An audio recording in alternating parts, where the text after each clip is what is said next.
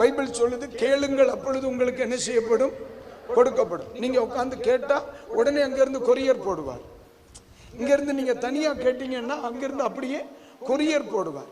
ஆனா அதே நேரத்தில் 2-3 பேர் நாமத்தில் எவ்விடத்தில் கூடினாலும் அங்கே சொல்லுங்க வருவேன்னு தானே சொன்னார், இருக்கிறேன்னு தானே சொன்னார். அப்போ 2 பேருக்கு மேல சேர்ந்திருந்து ஜோம் பண்ணணும். அப்போ கொரியர் வராது, ஆளே வரும். சொல்லு, உங்களுக்கு புரியுதா இல்லையா? ஒத்தைக்கு ஜோம் பண்ணா கொரியர் வரும், சேர்ந்து ஜோம் பண்ணா ஆள் வரும். உங்களுக்கு கொரியர் வர்றது நல்லதா, ஆள் வர்றது நல்லதா? அப்ப நான் உங்களை பார்த்து சொல்லணும், சபை கூடி வருதலை நீங்க என்ன செய்யாதீங்க, விட்டுறாதீங்க. ஏன்னா எப்ப 4 பேருக்கு மேல ஆளு கூடுதோ அப்ப 5வது ஒருத்தர் உள்ளே இருப்பார். 10 பேருக்கு மேல இப்ப கூடுதோ 11வது ஒருத்தர் உள்ளே இருப்பார். 20 பேருக்கு மேல கூடுதோ 21வது நபர் ஒருத்தர் இருப்பார். நீங்க நல்லா கவனிங்க. ஆமே, தோத்திரம். அதே நேரத்தில் நீங்க கேட்டா தந்தா கேட்டது மட்டும்தான் கிடைக்கும். அவர் வந்தார்னு வைங்க, எதெல்லாம் தேவையோ பார்த்து பார்த்து தருவார். சொல்லுங்களா? கேட்டா கேட்டது மட்டும்தான் கிடைக்கும். வந்தார்னு வைங்க, பார்த்து பார்த்து தருவார், பார்த்து பார்த்து தருவார். ஆமா, பார்த்து பார்த்து தருவார். நான் எப்பொழுதுமே நம்ம கேட்கறத விட அவர் வந்து பார்க்கறதா நல்லதும்பே. ஏன் சொல்றேன்னா, நம்மளுக்கிட்ட இருக்கிற கிருபை பலருக்கு நமக்கே தெரியாது. நம்மகிட்ட இருக்கிற தாளந்துகள் நமக்கு தெரியாது, நம்மிடத்தில் இருக்கிற வரம் நமக்கு தெரியாது, நம்முடைய தேவைகள் நமக்கு தெரியாது. நமக்கு ஒண்ணும் தெரியாது. தெரியுமா? தெரியாதா?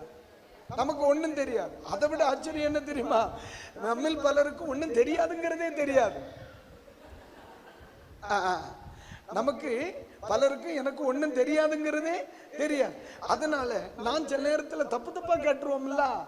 அதனால தப்பா கேட்டு தேவையில்லாததை வாங்கி வச்சு கடைசி வரைக்கும் முக்கிறத விட, சில ஆட்கள் அப்படித்தானே, கட்டினா இவனைத்தான் கட்டுவேன்னு ஒத்த காலில் நின்றுட்டு இங்கே இப்ப எடுத்த தலையில ஏத்தி வச்சுக்கிட்டு விற்கவும் வழியாம விழுங்க வழியாம இருக்கான் பாத்தியா?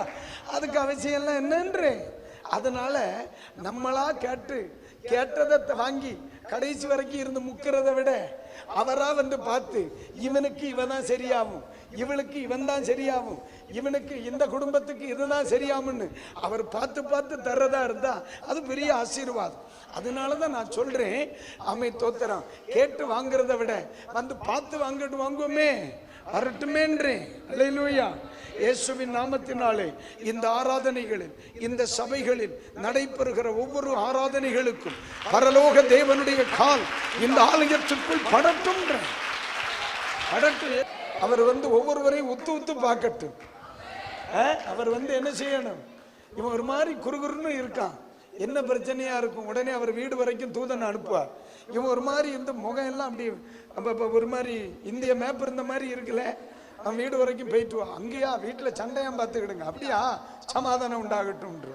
அப்போ அவர் பார்த்து பார்த்து தர்றதான் பெரிய ஆசீர்வாதம்.